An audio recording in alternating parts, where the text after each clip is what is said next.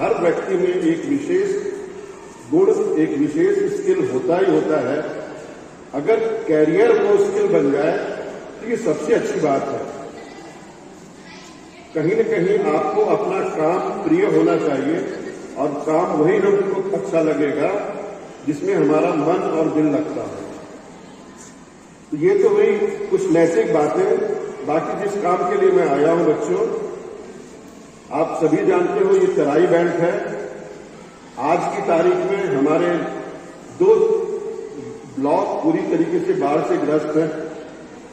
तराई होने के नाते मच्छर से होने वाली बीमारियां इस क्षेत्र में बहुत ज्यादा है।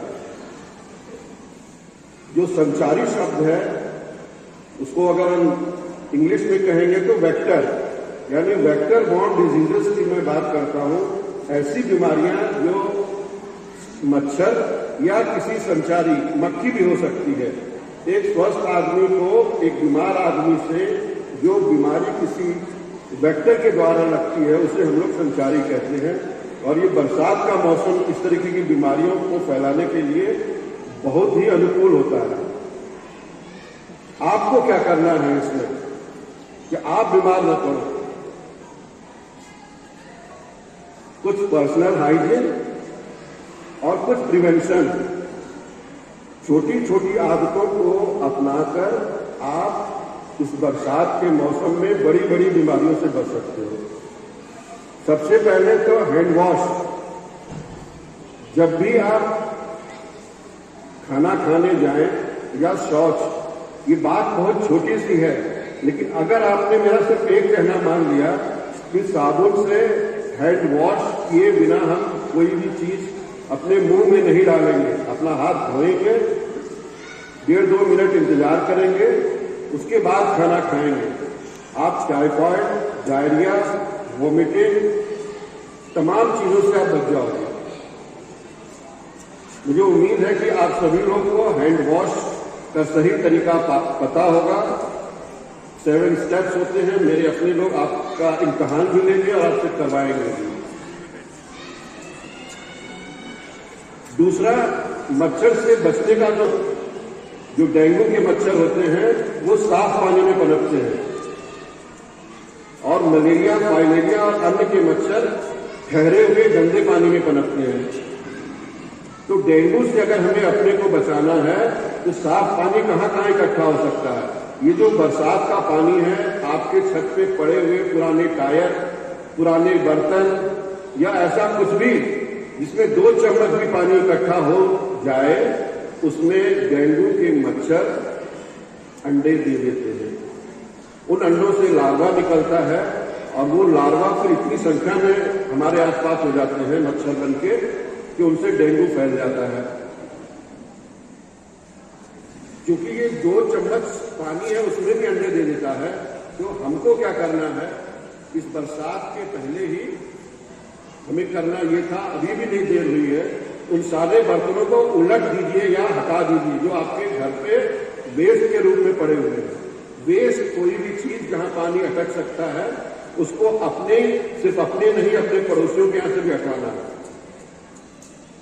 दूसरा, जो गंदा पानी है उसमें जो अंडे से लार्वा निकलता है उसके लिए हम लोग लार्विसाइड का छिड़काव कराते हैं। टेनिफॉस नाम का केमिकल आता है जो सारे CSC, PSC और आपके गांव और मोहल्ले की जो आशा होगी, एक हमारी विलेज लेवल की हेल्थ वर्कर होती है, उसके पास ये दवा उपलब्ध है। 1 ml दवा 10 लीटर पानी में मिलाकर जहां भी पानी रुका हुआ है उस पर छिड़काव करने से एक बैरियर बन जाता है, लार्वा को ऑक्सीजन नहीं मिलता है और वो मर जाता है। मच्छर को लार्वा के स्टेज पे कंट्रोल करना आसान है। एक बार वो मच्छर बन गया, एक बार उसके पंख निकल आए तो फिर उसे हम कंट्रोल नहीं कर सकते। तो कंट्रोल करने के लिए लार्वा के स्टेज पे लार्विसाइड का छिड़काव और पानी नहीं इकट्ठा होना देना, ये 2 तरीके आपको अपनाने होंगे। अब जो मच्छर बड़े हो गए वो आपको न काटे, उसके लिए आपको 2 एक्शन लेना है। मच्छरदानी का इस्तेमाल 100%।